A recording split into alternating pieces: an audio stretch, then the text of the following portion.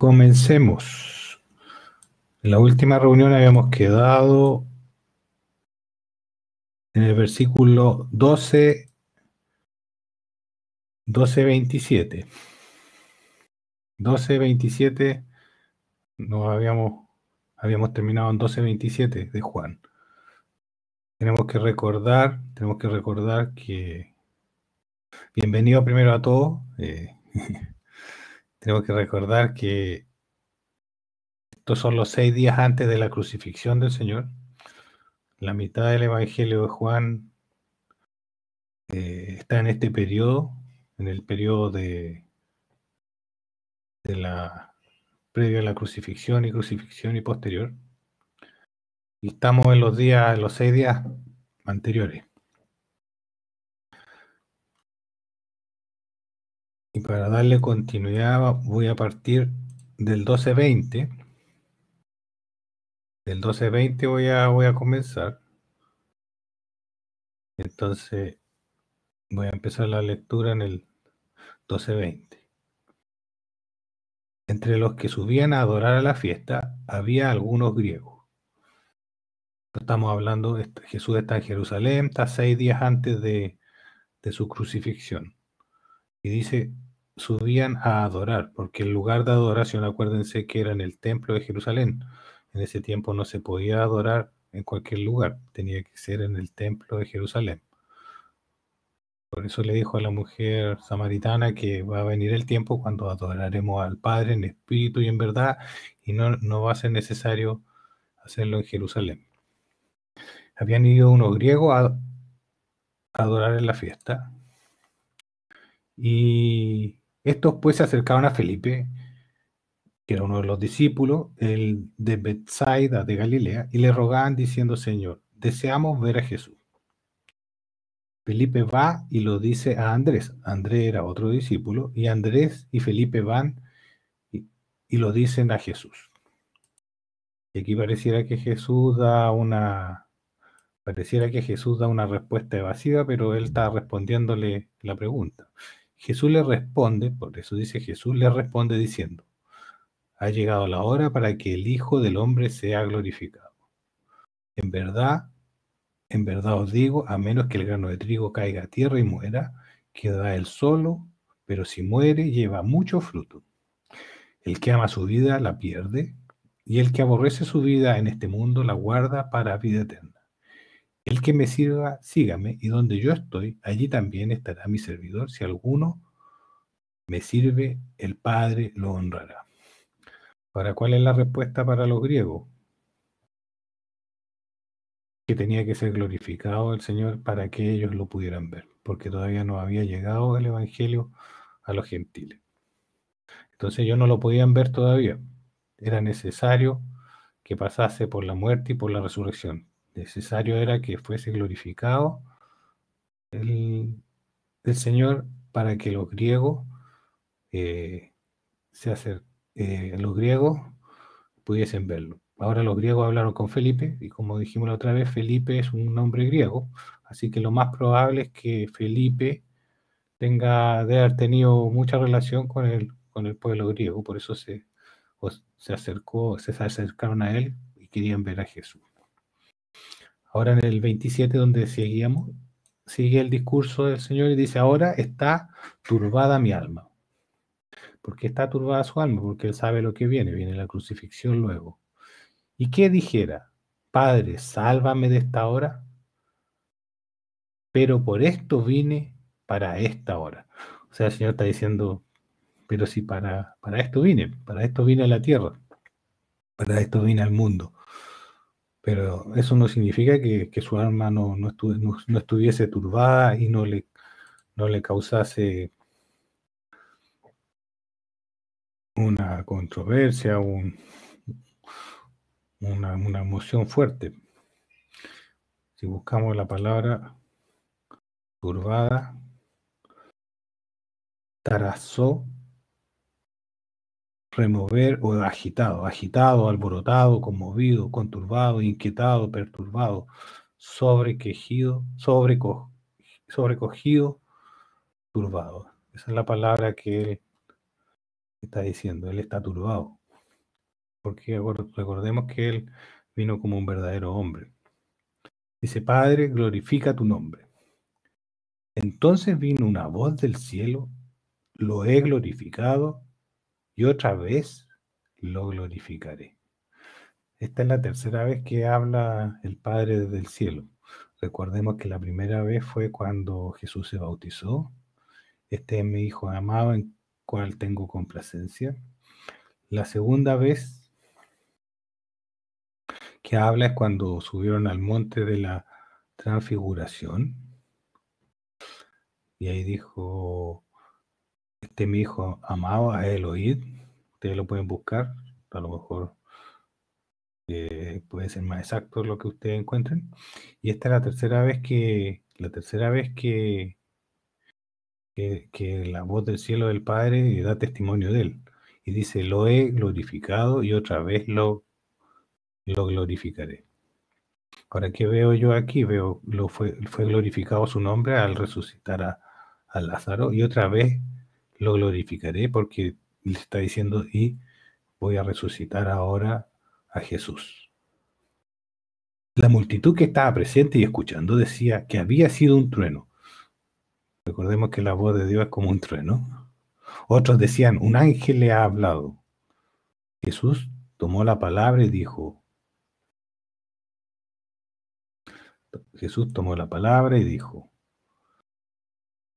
esta voz no ha venido por causa mía, sino por causa de vosotros. Ahora es el juicio de este mundo. Ahora será echado fuera el príncipe de este mundo. Tenemos que recordar que el príncipe de este mundo es Satanás. Y viene un juicio a este mundo. Y yo, cuando sea levantado en alto de sobre la tierra, a todos atraeré a mí mismo. Esto decía dando a entender de qué clase de muerte iba a morir. O sea, cuando sea levantado es cuando el Señor fue crucificado. Le respondió la gente, nosotros aprendimos de la ley, aquí la ley es la Torá o el Deuteronomio, los primeros 5 libros de la Biblia. Nosotros aprendimos de la ley, la Torá o el Deuteronomio, que el Cristo permanece para siempre. ¿Cómo dices tú es necesario que el Hijo del Hombre sea levantado? ¿Quién es este Hijo del Hombre? O sea, le están diciendo, ¿cómo si el Hijo del Hombre no muere? ¿Cómo vas a morir tú? Tú dices que eres el Mesías y dices que eres el Cristo y vas a morir. ¿Qué clase de Cristo eres tú? O sea, porque ellos entendían que Cristo era eterno, no moría, entonces no podían entender cómo él decía ser el Cristo y iba a morir. Jesús les dijo, todavía un poco de tiempo, la luz está entre vosotros. Andad mientras tenéis la luz, para que no os sorprenda la tiniebla, porque el que anda en la tiniebla no sabe a dónde va. Ahora, la palabra tiniebla es la misma palabra que se usa para oscuridad. Muchas veces se traduce como tiniebla, otras traducciones la traducen como oscuridad. Es un sinónimo. Entonces, dice, y la luz, sabemos que es el Señor, y dice, andad mientras tenéis luz, para que no os sorprenda la tiniebla, porque el que anda en la tiniebla no sabe a dónde va. El Señor es nuestro guía. Si estamos con Él, sabemos dónde vamos y estamos seguros. Cuando no tenemos la luz, estamos en oscuridad y no sabemos a dónde vamos. Él es la luz del mundo. Y dice en el 36, mientras tenéis la luz, creed en la luz, para que lleguéis a ser hijos de luz. Interesante como dice, para que lleguéis a ser hijos de luz. Mientras tenéis luz, creed en la luz, para que lleguéis a ser hijos de luz. O sea, creed en la luz, creed en el Señor, para que lleguemos a ser hijos de la luz. Dios es luz. En el Evangelio de Juan y en la Biblia, en el Nuevo Testamento, hay 3 sustancias, podríamos llamarlo sustancias o composiciones, en el cual se habla de la naturaleza de Dios. La primera se dice que Dios es espíritu. Dios es espíritu, esa es una sustancia de Dios. La constitución de Dios es espíritu y el espíritu da vida. La segunda composición de Dios dice Dios es luz. Dios es luz. Y la luz representa la enseñanza, el poder ver, el que las cosas sean claras y fáciles de entender. Y la tercera sustancia o composición, por llamarlo de alguna forma, constitutiva de Dios, es Dios. Dios es amor. Dios es espíritu, número 1. Y son progresivas. Dios es luz, número 2. Dios es amor, número 3. O sea, la parte más profunda de Dios. Dios está constituido de amor. Dios está constituido de luz. Dios está constituido de espíritu. El espíritu es el que da vida, la luz es la que nos enseña, el amor nos da todo. Con el amor de Dios estamos completos. Estas cosas habló Jesús y siendo ocultado se retiró de ellos. Y es importante esta frase, dice, estas cosas habló Jesús y siendo ocultado se retiró de ellos. Y aquí dice, ¿por qué se ocultó? Porque a pesar de haber hecho tan grandes señales delante de ellos, no creían en él. Fíjate que cuando no creemos en él, cuando las personas no creen en él, estas cosas habló Jesús y siendo ocultado se retiró de ellos. Cuando no creen en él, la luz se oculta. Aquí lo está mostrando entre líneas. Cuando las personas no creen en él, la luz se oculta. Y siendo ocultado de ellos se retiró. O sea, la luz se retira y se oculta cuando no creen en él. Ahora me gustaría resaltar algo. Hoy día tenemos un concepto equivocado, yo creo que tenemos que tenerlo claro para entender bien lo que la Biblia nos quiere enseñar. Dice, cuando creemos en Él, la Biblia está dando a entender que creemos en su persona y todo lo que emana de su persona, o sea, creer en Él, en sus hechos y en sus palabras. Porque habían algunos discípulos que creían solamente lo que él decía, pero no creían en él, quién realmente era él. Entonces, cuando la Biblia dice creer en él, es creer en él, en sus hechos y en sus palabras. Hoy día, en lo moderno, cuando la gente dice yo creo en Jesús, muchas veces creen que existió,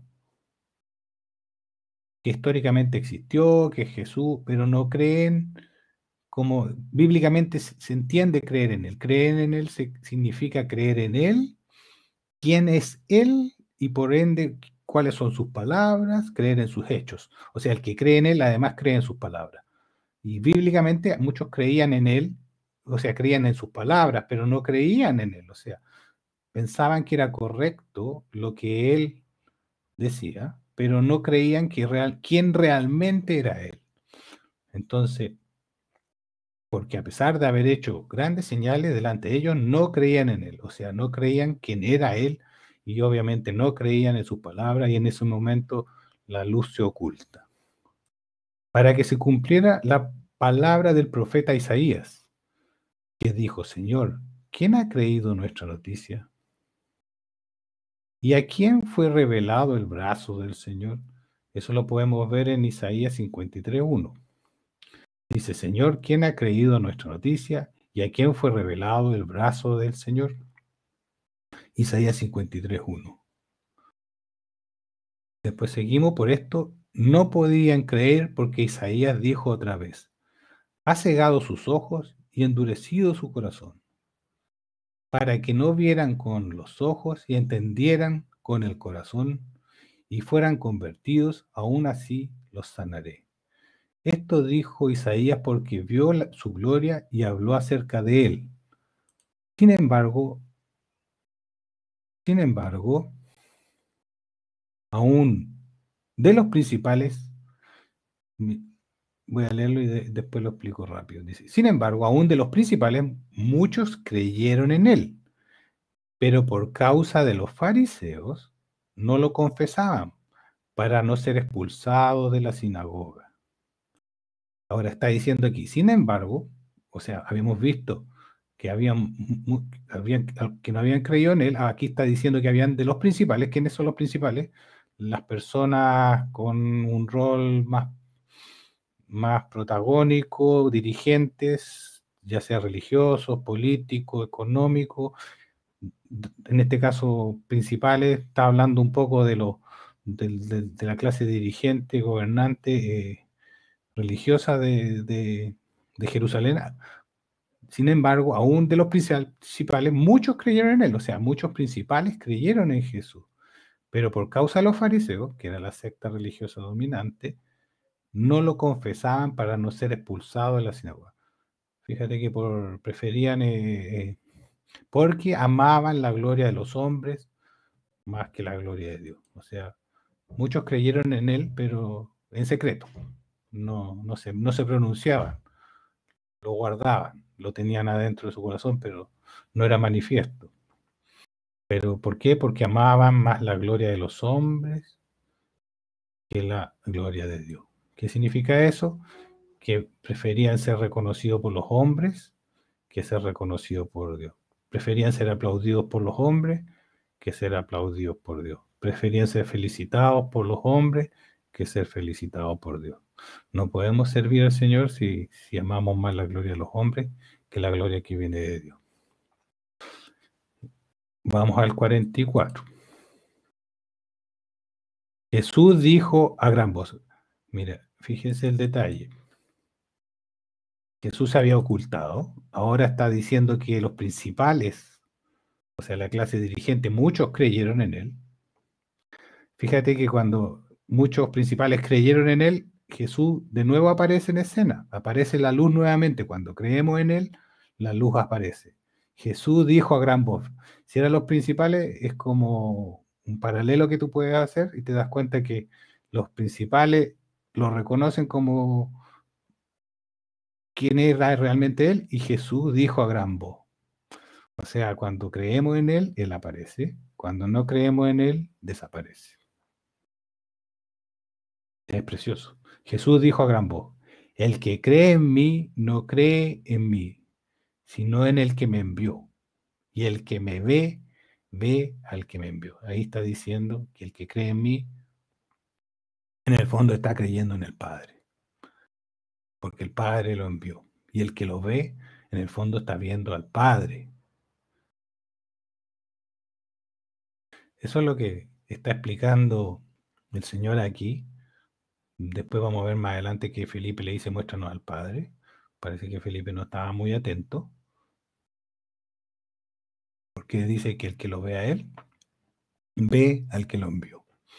Yo, dice, la luz, he venido al mundo para que todo el que cree en mí no permanezca en la oscuridad o en la tiniebla.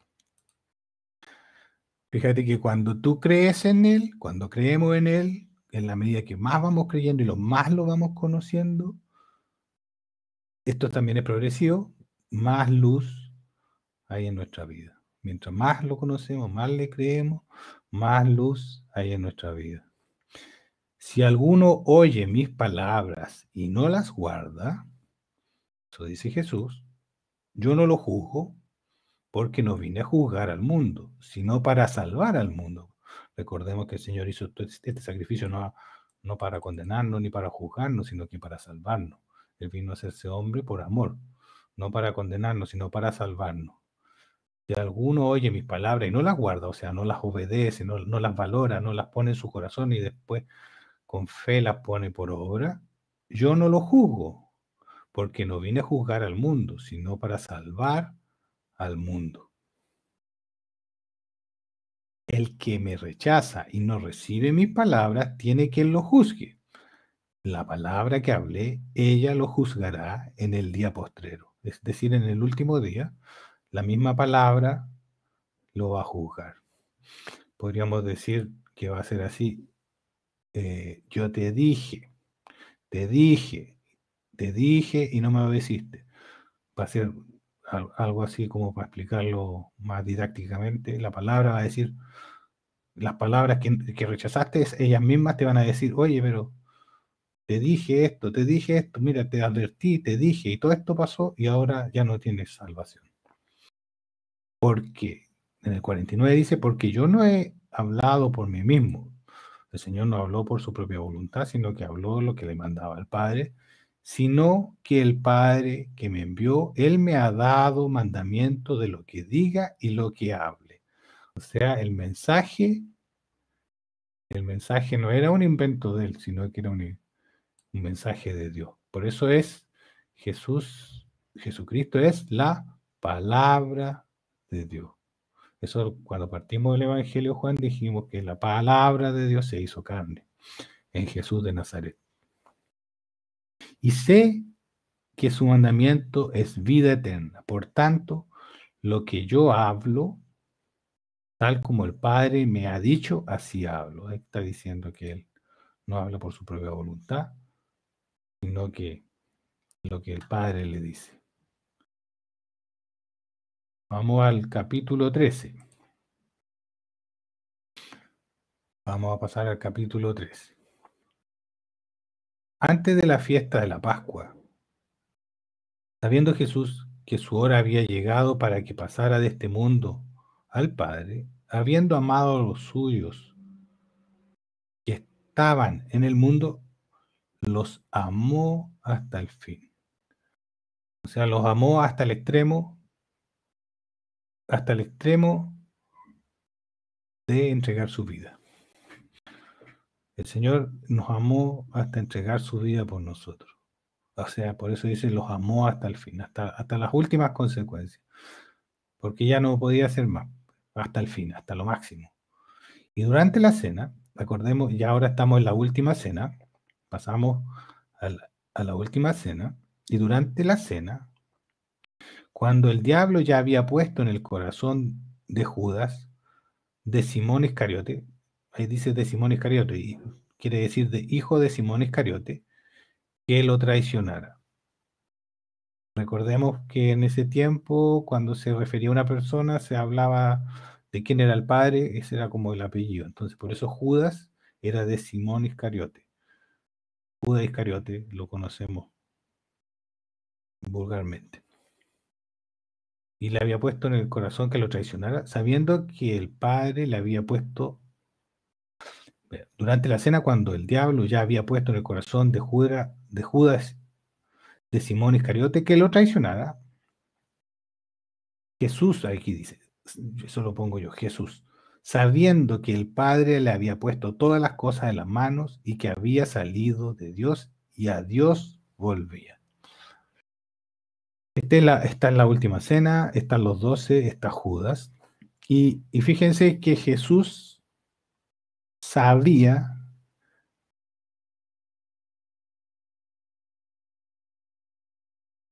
que el Padre le había puesto todas las cosas. ¿Qué son todas las cosas? Todas las cosas en las manos. Y que había salido de Dios y a Dios volvía. O sea, Jesús se sabía que en sus manos estaba todas las cosas. ¿Por qué sabemos esto? Volvamos a Juan 10:29. Juan 10:29. Hay algo que habíamos leído aquí que yo le había comentado que me gusta esta traducción. Voy a leerlo el 27, 28, 29. 10, 27, 28, 29. Dice, mis ovejas oyen mi voz y yo las conozco y me siguen. Esto está diciendo Jesús.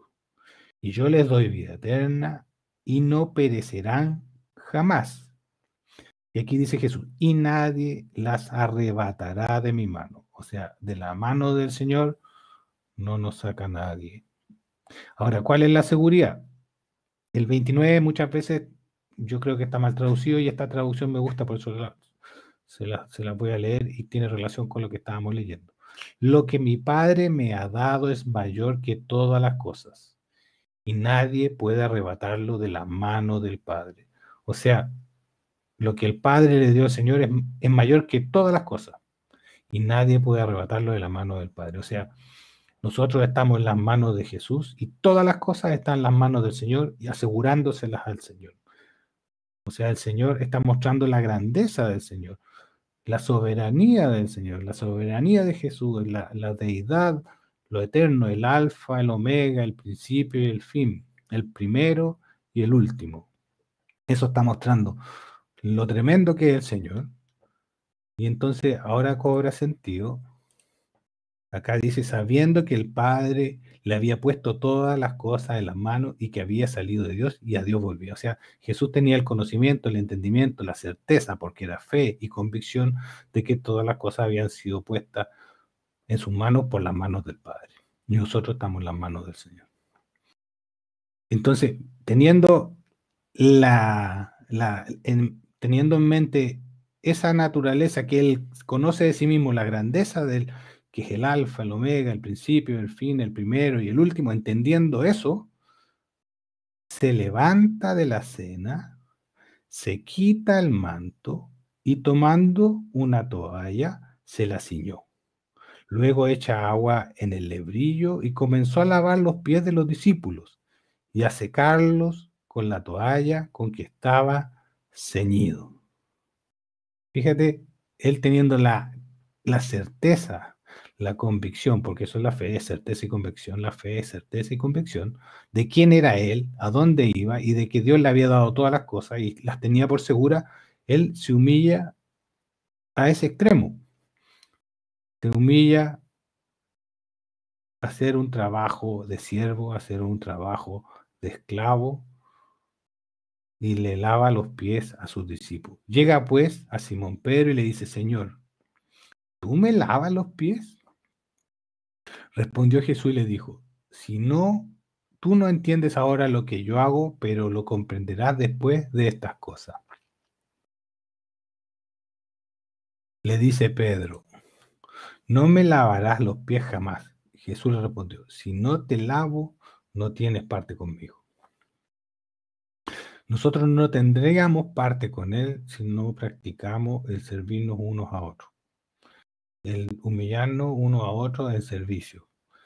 No es que Jesús no fuese grande, sino que Él está demostrando su grandeza, sabiendo su grandeza, lo grande que es, dónde iba, de dónde venía, de todo lo que el Padre le dio y había puesto en sus manos. Y así todo, Él se despoja de todo eso y es capaz de servir a sus discípulos. Y dice, si no te lavo, no tienes parte conmigo. Jesús dice a Pedro, Señor, no solo le dice Simón Pedro, Señor, no solo los pies, sino también las manos y la cabeza. Bueno, Pedro era de una personalidad que iba bastante impetuosa. Jesús le dice, el que ha sido bañado no tiene necesidad de lavarse, sino los pies, pues está todo limpio, y vosotros estáis limpios, aunque no todos. Fíjense que Judas Iscariote estaba dentro de los que Jesús le lavó los pies. O sea, imagínate el privilegio que el Señor y la grandeza del Señor, sabiendo que Judas lo iba a traicionar, donde él se conmocionó en espíritu por la traición que iba a sufrir, porque no le fue indiferente, fue un sufrimiento, y el Señor le lavó los pies a Judas. Sabiendo lo que Judas iba a hacer, el Señor le lavó los pies, porque dice, el que ha sido bañado no tiene necesidad de lavarse, sino los pies, pues está todo limpio. Y vosotros estáis limpios, aunque no todos, porque sabía por quién está siendo entregado. Por eso dijo, no todos estáis limpios. Así que después de lavarle los pies, tomó su manto, volvió a reclinarse. Fíjate, un acto de humildad, volvió a reclinarse y les dijo, ¿entendéis lo que os he hecho? Ahora le está preguntando y está explicando lo que él hizo, lo que realmente significa. Vosotros me llamáis maestro y señor. Señor es la palabra no de caballero, es la palabra soberano, amo, dueño. Esa es la palabra Señor. Curios en griego, Adonai en hebreo. si no me equivoco. Vosotros me llamáis maestro, que significa y rabí, y señor, y decís bien, porque lo soy. O sea, lo dices bien. Él era humilde, pero él sabía quién era. Sabía que era el maestro y es el Señor. Pues yo, el Señor y el maestro, os lavé los pies. También vosotros debéis lavaros los pies los unos a los otros. Fíjate cómo el camino del Señor es completamente diferente que el camino del mundo, donde todos quieren subir, subir, subir y escalar y figurar, el Señor se humilla, pero teniendo claridad realmente quién es Él, porque Él sabía quién era, dónde iba, y que el Padre había puesto en su mano todas las cosas.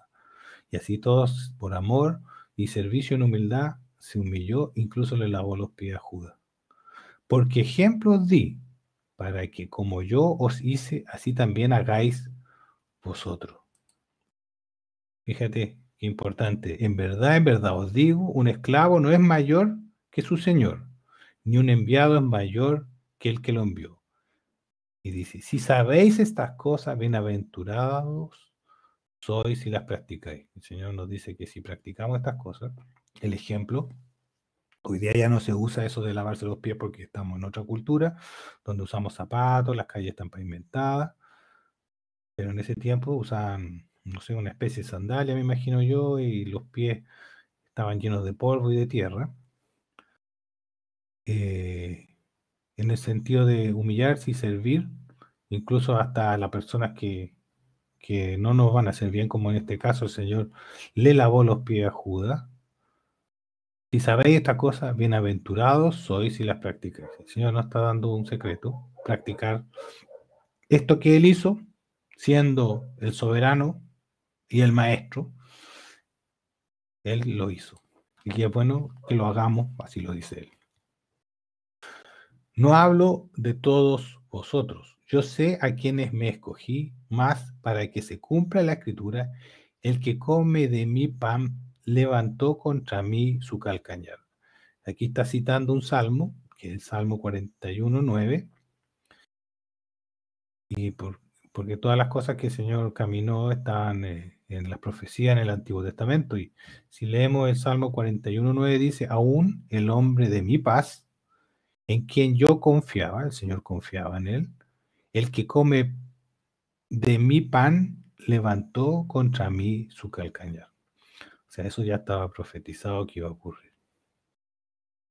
Desde ahora os lo digo, antes de que llegue a suceder. O sea, le está diciendo que lo van a traicionar antes que suceda, para que cuando suceda, creáis que yo soy. Aquí está diciendo el nombre de Dios nuevamente, yo soy el Yahvé o Jehová, depende de la traducción que ustedes usen. Yo soy, para que creáis que yo soy. En el fondo está diciendo para que creáis que yo soy Dios, que yo soy el profetizado, que esto iba a ocurrir, está profetizado en un salmo.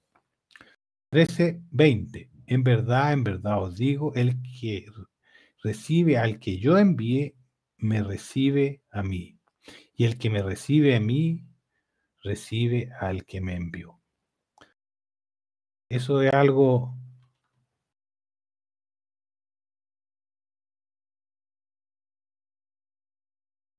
eso es algo que tenemos que entenderlo. Cuando nosotros somos enviados, no cuando vamos por las propias, sino que cuando somos enviados por el Señor, al que están recibiendo o al que están rechazando, porque cuando somos enviados nos pueden recibir o nos pueden rechazar. Y si nos reciben o nos rechazan, tenemos que entender que al que reciben y al que rechazan, no es a nosotros, sino que es al Señor. Y si es al Señor, es al que lo envió al Señor, que es el Padre. Por eso cuando el Señor nos envíe, tenemos que entender que si nos reciben, reciben al Señor. Si no nos reciben, no reciben al Señor. Si nos reciben, reciben al Padre. Si no nos reciben, no reciben al Padre. 21. Habiendo dicho esto, Jesús se turbó en espíritu y dio testimonio y dijo, en verdad os digo que uno de vosotros me entregará.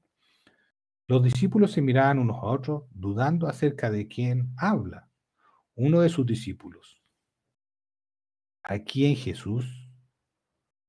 amaba Jesús, esto es Juan, estaba reclinado en el regazo de Jesús. A este, pues, hace señas Simón Pedro para que le preguntase a quién se refería. Le dice Pedro a Juan, oye, pregúntale quién es el que lo va a traicionar. Así pues, al recostarse, recordemos que para cenar en ese tiempo no se sentaban en sillas, sino que se recostaban, por eso estaban recostados.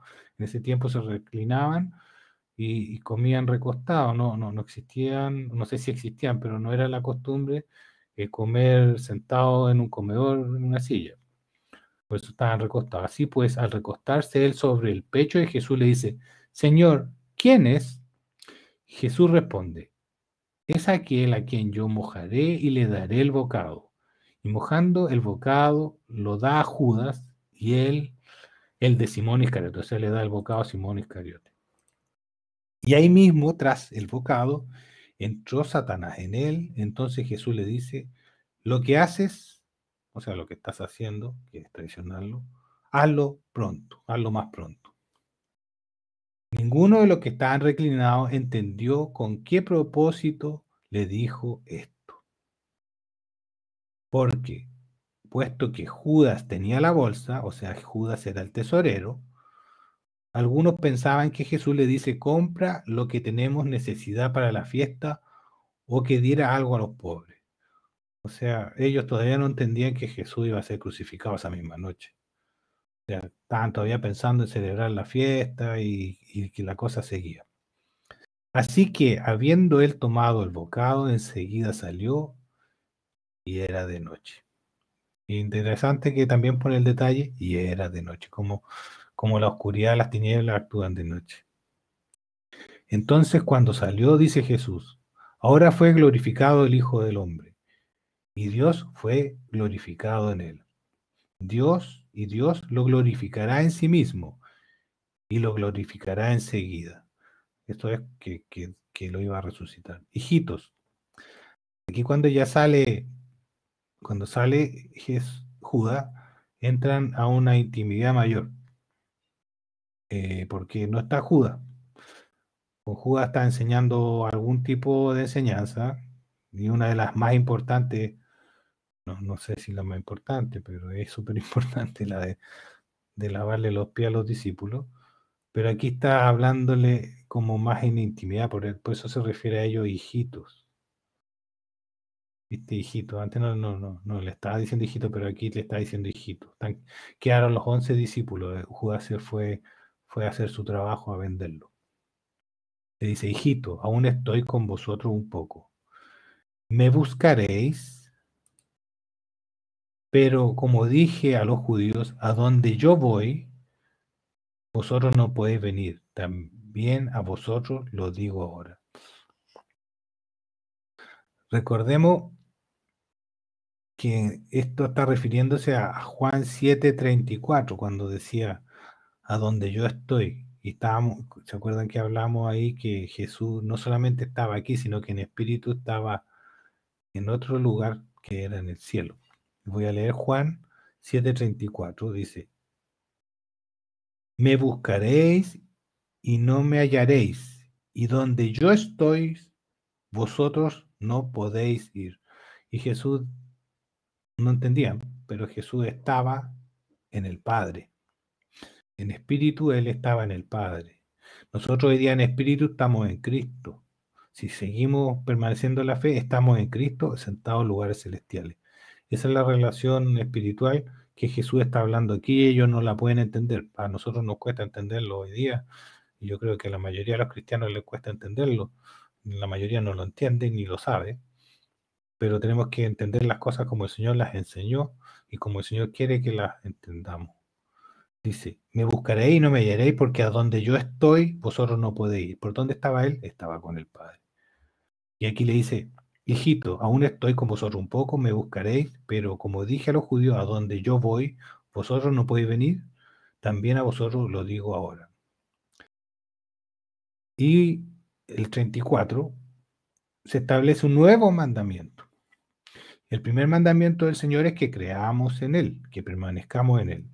Y aquí hay un mandamiento nuevo, que no existe hasta, hasta este momento, porque el mandamiento anterior, lo voy a leer este y después vamos a compararlo con el anterior. Dice, que os améis unos a otros como os amé, que también os améis unos a otros. ¿Por qué un mandamiento nuevo? Nosotros podríamos decir, oh, pero existía ama a tu prójimo como a ti mismo. Pero este mandamiento es superior. Este mandamiento es superior a amar a tu prójimo como a ti mismo. Aquí está diciendo, ámalo por sobre ti mismo, porque ¿cómo no amó el Señor hasta lo último, hasta el fin, hasta lo máximo? O sea, entregó su vida por el, por, por su prójimo, aquí por su hermano, por nosotros, incluso que éramos pecadores. Entonces, por eso es un mandamiento nuevo, porque está por sobre el mandamiento, así lo veo yo, está por sobre el mandamiento ama a tu prójimo como a ti mismo. Aquí el Señor nos está pidiendo amar más que a nosotros mismos, porque el Señor se entregó hasta la muerte por lo que no era por lo que éramos injustos. Por eso dice, un mandamiento nuevo os doy, que os améis unos a otros como os amé. O sea, como nos amó hasta lo último, que también os améis unos a otros. En esto, y esta es la característica que deben tener los discípulos y los cristianos. Esa es la característica por la cual deberíamos ser reconocidos. En esto conocerán todos que sois mis discípulos, si os tenéis amor unos a otros. O sea, ¿cuál debería ser la característica de los cristianos? El amor. Más que las señales, más que los prodigios, más que los templos, más que las canciones, más que la fe, lo que debería ser característico de ser discípulo es el amor. Le dice Simón Pedro, Señor, ¿a dónde vas? Jesús respondió, a dónde voy no puedes seguirme ahora, pero me seguirás más tarde. Le dice Pedro, Señor, ¿por qué no puedo seguirte ahora? Mi vida pondré por ti. Jesús responde, ¿tu vida pondrás por mí? De cierto digo, no cantará un gallo antes que me niegues 3 veces.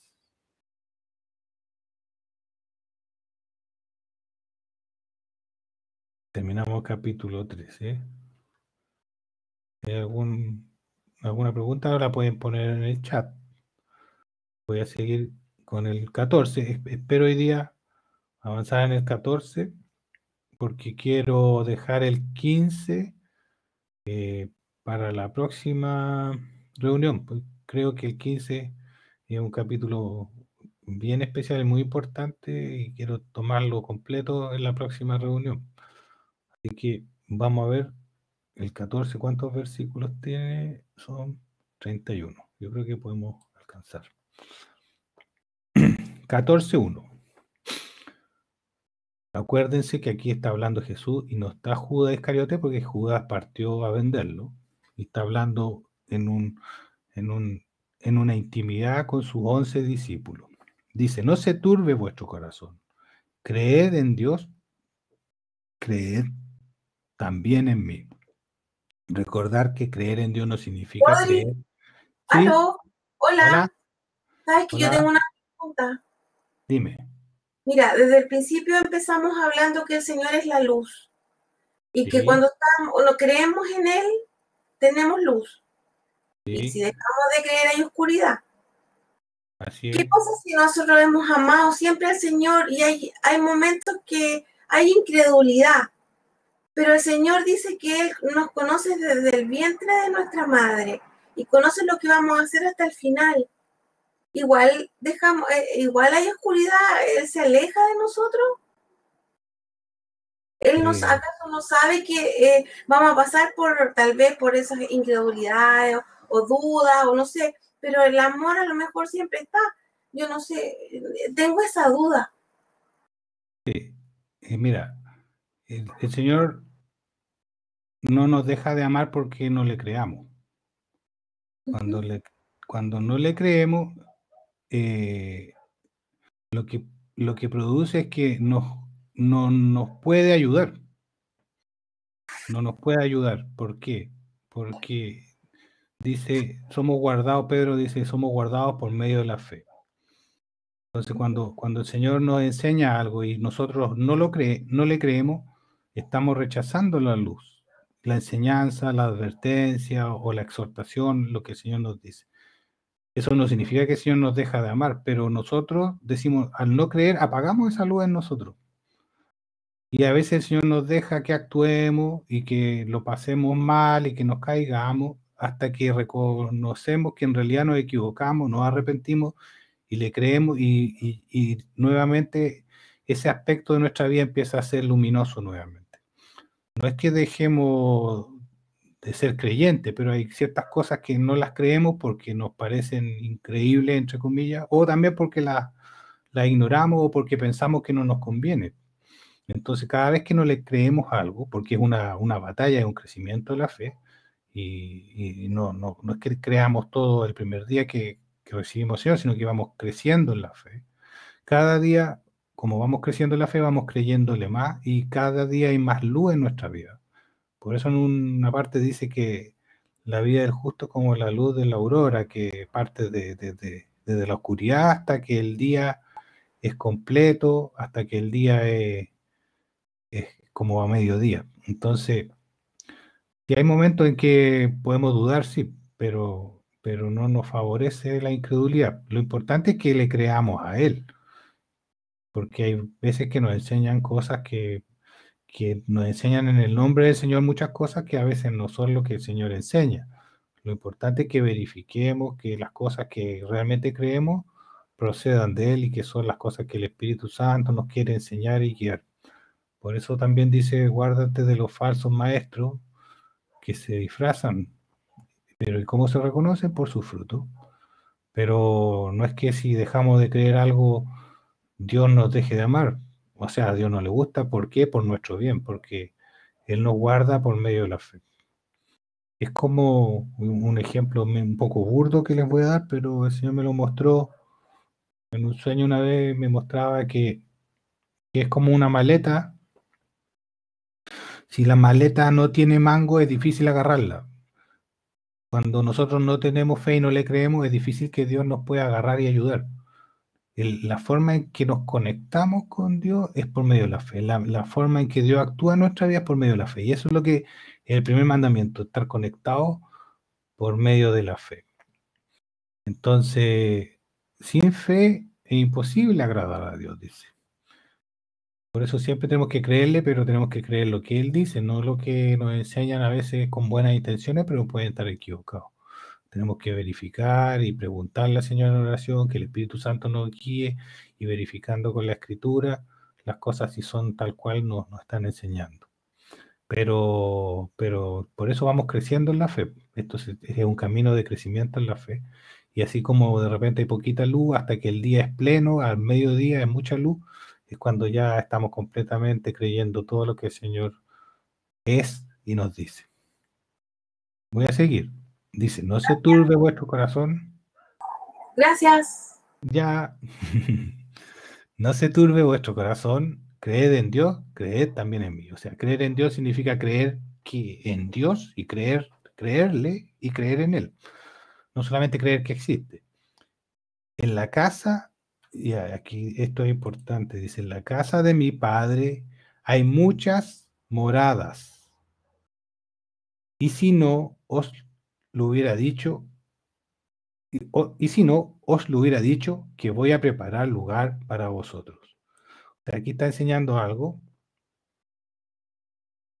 que a veces se malentiende.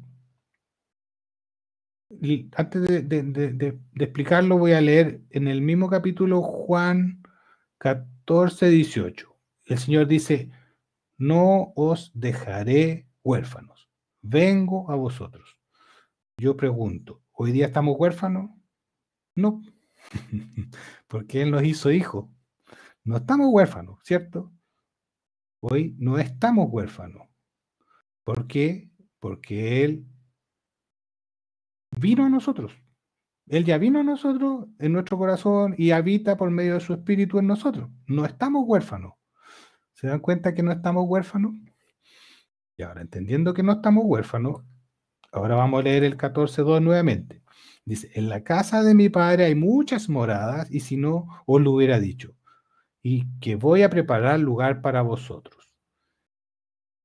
Y cuando me vaya y os prepare el lugar, vengo otra vez y os tomaré a mí mismo para que donde yo estoy, vosotros también estéis. ¿Qué está diciendo aquí? Aquí está enseñando que el Señor murió, resucitó y preparó un lugar, y hoy día ya nos tomó porque no estamos huérfanos y estamos con Él en esos lugares. El cristianismo es una doble posición. Caminamos sobre la tierra, pero también caminamos en el cielo. Entonces, muchas veces se entiende esto como que cuando la gente va a morir, ahí va a partir a la casa del Padre. No, esto no es así, porque si no significaría que hoy día estamos huérfanos, pero no estamos huérfanos, somos hijos de Dios. Ya somos constituidos hijos de Dios por medio de su Espíritu, porque nos dio a beber de su Espíritu. Entonces dice, en la casa de mi Padre hay muchas moradas, y si no, os lo hubiera dicho, que voy a preparar un lugar para vosotros. Ya tenemos ese lugar y estamos en el lugar. Tenemos que permanecer en ese lugar. Y cuando me vaya y os prepare el lugar, vengo otra vez y os tomaré a mí mismo. El Señor ya nos tomó para que donde yo estoy, vosotros también estéis. ¿Y dónde estamos nosotros? ¿Dónde está Él? Sentados en lugares celestiales con Cristo Jesús. Entonces estos versículos no se pueden interpretar como que la persona se va a morir y se va a ir al cielo. Esto hay que interpretarlo como que ahora estamos caminando en el cielo, en espíritu. Eso es el evangelio que sale de la Biblia, el evangelio que está enseñando Juan, no el evangelio que se está predicando en general. Es importante entenderlo.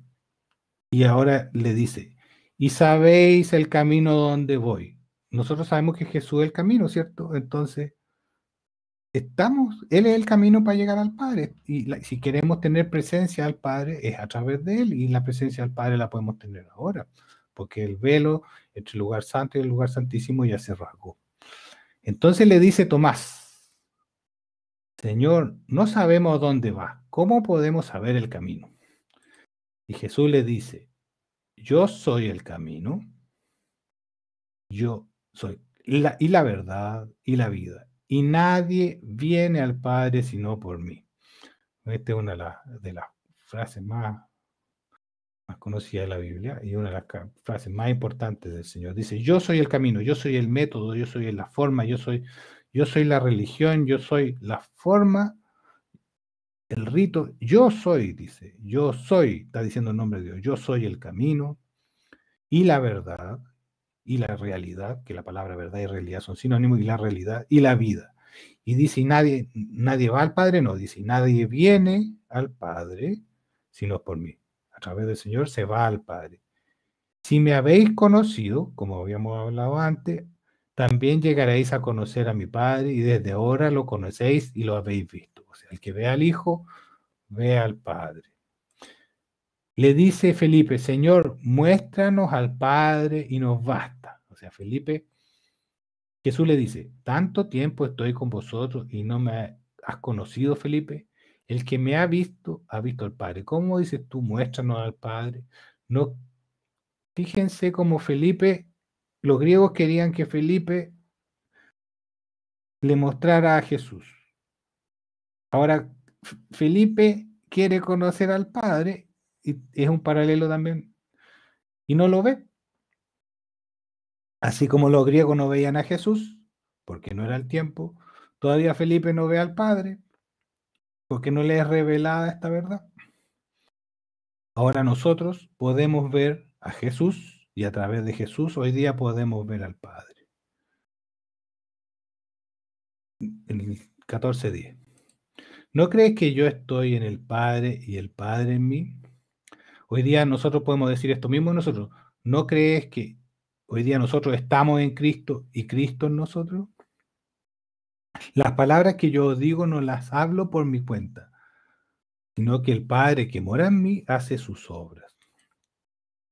Creedme que yo estoy en el Padre. Fíjate que dice, creedme que yo estoy presente, no futuro. Creedme que yo estoy en el Padre y el Padre en mí. Hoy día podemos decir, creedme que yo estoy en Cristo y Cristo en mí. Esa es nuestra realidad, en Cristo. Él dice, en el Padre, ahora como como Él subió al Padre, ahora nosotros podemos decir, créanme que yo estoy en Cristo, y Cristo está en el Padre, y Cristo está en nosotros, y con Cristo está el Padre en nosotros. O sea, por lógica, esa es la relación cristiana verdadera que debería tenemos. Nosotros en el Padre y el Padre en nosotros. Nosotros en Cristo y Cristo en nosotros.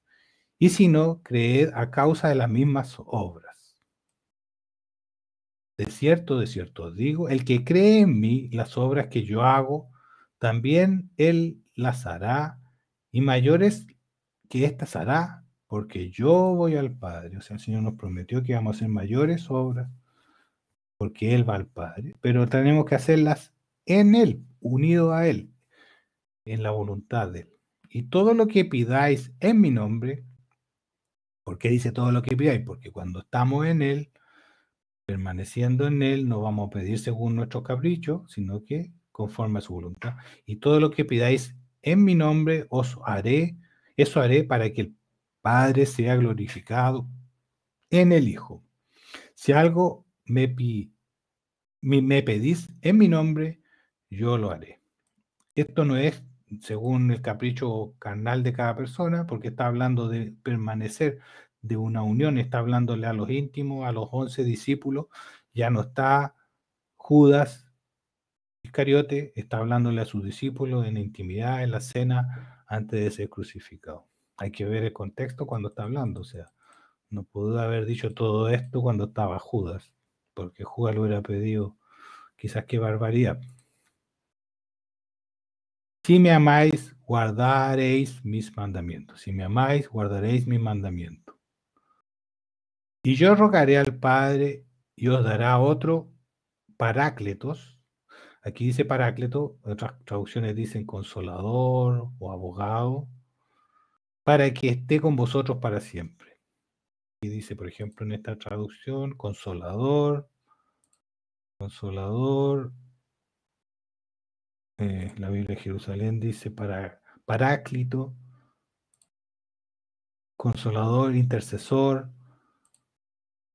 Si me amáis, guardaréis mis mandamientos, y yo rogaré al Padre y os dará otro consolador, Paráclitos, para que esté con vosotros para siempre, al Espíritu de la verdad, al cual el mundo no puede recibir, pues no lo ve ni lo conoce.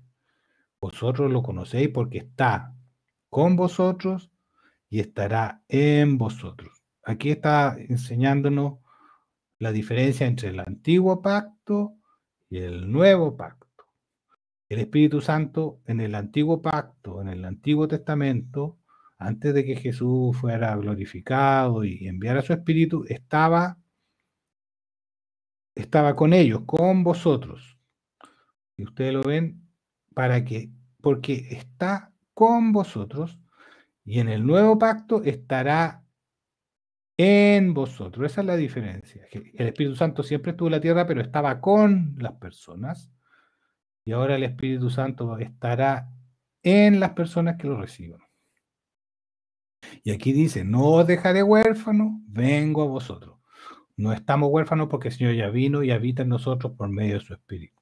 Ya recibimos al Padre como Padre y Él nos recibió como Hijo. Aún un poco y el mundo no me ve más. ¿Por qué? Porque va a morir. Pero vosotros me veis. Porque yo vivo, vosotros también viviréis. El mundo no lo ve. Nosotros lo vemos con los ojos espirituales, al Señor lo vemos día a día con los ojos espirituales y lo estamos buscando día a día y sabemos que está vivo, que resucitó a los muertos y tenemos su espíritu en nosotros y el mundo no lo ve, pero nosotros sí lo vemos. Y yo vivo, vosotros viviréis. Y aquel día vosotros conoceréis que yo estoy en mi Padre y vosotros en mí y yo en vosotros, ¿viste? Y aquel día, que ese día ya se cumplió, los que hemos nacido nuevos, ese día ya se cumplió, ya conocemos que el Señor está en el Padre y nosotros estamos en Él, o sea, nosotros estamos en Cristo y Cristo en nosotros. Eso lo está hablando de futuro, pero para nosotros es presente. Está hablando de la relación espiritual que tenemos hoy día en el Señor, que no es una religión, es una relación espiritual de que el Señor en el Padre, nosotros en Él y Él en nosotros. El que tiene mis mandamientos y los guarda es el que me ama, y el que me ama será amado por mi Padre, y yo lo amaré y me manifestaré a él. Le dice Judas, había otro Judas que no era el Iscariote: Señor, ¿qué significa que te manifestarás a nosotros y no al mundo? Respondió Jesús y le dijo: el que me ame, mi palabra guardará, y mi Padre lo amará, y vendremos a él y haremos morada con él. ¿Ve? Como haremos morada en él a través del Espíritu, hace morada en nosotros. El que no me ama no guardará mis palabras, y la palabra que oís no es mía, sino del Padre que me envió. Estas cosas os he hablado estando con vosotros. Pero el Paráclitos, el Espíritu Santo, a quien el Padre enviará en mi nombre, Él os enseñará todas las cosas y os recordará todo lo que os dije. El Espíritu Santo también enseña y también recuerda. Aquí está mostrando dos funciones del Espíritu Santo: enseñarnos y recordarnos. Muchas veces uno pone tanto esfuerzo en acordarse en versículos bíblicos y el Señor nos enseña que también es una función del Espíritu Santo el recordar y enseñar. Dice: paz os dejo. En otra traducción me gusta más. Dice: la paz os dejo. La paz os dejo. La palabra paz, recordemos que en el hebreo es la palabra shalom, que no solamente es ausencia de conflicto, sino que abundancia, felicidad, prosperidad. Paz os dejo, o sea, les dejo prosperidad, abundancia, seguridad. Paz os dejo, mi paz os doy. Yo os la doy no como la da el mundo. La paz del mundo es muy frágil, es muy pequeña, es una paz comercial, siempre que le convenga. La paz del Señor es incondicional, es fuerte, es como la roca. Yo os la doy no como el mundo la da. No se turbe vuestro corazón ni se acobarde. El Señor nos invita a la valentía. Oíste que yo os dije: voy y vengo a vosotros. ¿Viste? El Señor dice: va y viene a nosotros. Si me amarais, os regocijaríais de que voy al Padre, porque el Padre es mayor que yo. Y ahora os lo he dicho antes de que suceda, para que cuando suceda creáis. Fíjense que el mundo nunca va a darse cuenta que va a suceder. Nosotros nos damos cuenta de que sucedió porque nosotros le creímos y recibimos el Espíritu y sabemos que Él está con el Padre y Él habita en nosotros. Por eso dice: para que cuando suceda creáis. ¿Quiénes pueden creer? Los que le creen, los que aman su palabra, los que le siguen, pero el mundo ni se entera de todo esto. No hablaré ya mucho con vosotros porque viene el príncipe de este mundo, o sea, Satanás, y nada tiene en mí. Satanás no tiene nada en mí. Más para que el mundo conozca que amo al Padre, y como el Padre me mandó, así hago. Y ahora dice una frase que yo creo que esta frase es parte del siguiente capítulo, que es el que vamos a ver en la próxima reunión, que es: levantaos, vamos de aquí. Yo creo que aquí está poniendo en práctica: levantaos, vamos de aquí. El Señor, todo esto que habló aquí, lo va a poner en práctica y dice: levantaos, que es el camino del creyente, es levantarse y elevarse con el Señor. El Señor nos va a enseñar en el próximo capítulo, que es el capítulo 15, a levantarnos y irnos de aquí, irnos de la tierra. ¿A dónde? A la casa del Padre, donde muchas moradas hay. Eso viene para la próxima reunión, el capítulo 15, donde se titula, recordemos que los títulos no son bíblicos, sino que son puestos: la vid verdadera. La vid verdadera parte con este título: levantaos, vamos de aquí. El Señor nos enseña todo esto que habló ahora en una forma práctica para experimentarlo, para cómo tiene que ser el caminar del creyente, cómo tiene que ser levantándonos desde lo terrenal a lo celestial. Vamos de aquí al cielo, a la morada del Padre, donde muchas moradas hay. Eso sería por hoy. No sé si hay preguntas. Avanzamos harto hoy día. Espero que me hayan entendido. Traté de ser lo más claro.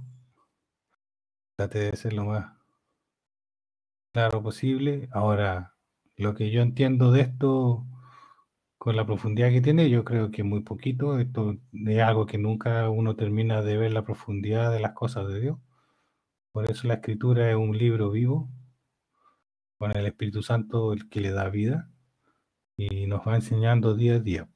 Y es precioso ver cómo el Señor está escrito esto hace más de, ya estamos hablando casi 2000 años, y hoy día es vigente para nosotros.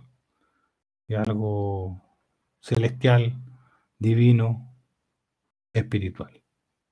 Y el Señor nos invita a conocerlo. No sé si tienen alguna consulta. A mí un gusto ver que hayan venido. Yo lo único que quiero decir, gracias Padre por escuchar, por que pone esas palabras en ti, porque cada día aprendemos un poquitito más y es necesario que estemos con nuestro maná diario. Muchas gracias, Rodrigo. Gracias, Fidel. Bueno, el Espíritu Santo es aquí el protagonista. Yo soy un ser humano como somos todos, pero el Señor vino a la tierra para darnos algo precioso, que es su Espíritu, y tenemos que hacer que eso trabaje en cada uno de nosotros y fructifique. El Señor a todos nos prometió que podemos llegar a ser como Él y somos enseñados por Él, así que en eso somos todos hermanos. Para mí es un gusto ver que están aquí conmigo y conociendo las cosas del Señor, conociéndolo a Él, y después de esto que el Señor nos hable, ir conociéndolo día a día y poder cada día contemplar su hermosura. Y como que estas cosas maravillosas están escritas hace tanto tiempo y son vigentes. Y la verdad es que el cristianismo hoy día se ha olvidado mucho de la escritura y se han inventado muchas cosas que no funcionan. Las cosas de Dios funcionan. Por eso tenemos que ceñirnos a la escritura y desechar las cosas que no son de Él. Gracias, Fidel. Gracias por todo. Gracias. Chao. Gabriel, veo que viniste. Bienvenido, Catherine, Stephanie. ¿Quién más está? Jimena. También vi la Maca hace un rato, Cristian, que se desconectó. Bueno, un gusto, un gusto. Aquí hay un chat. Gracias, Gabriel. Un abrazo. Saludos a México. El Señor te guarde y te prospere.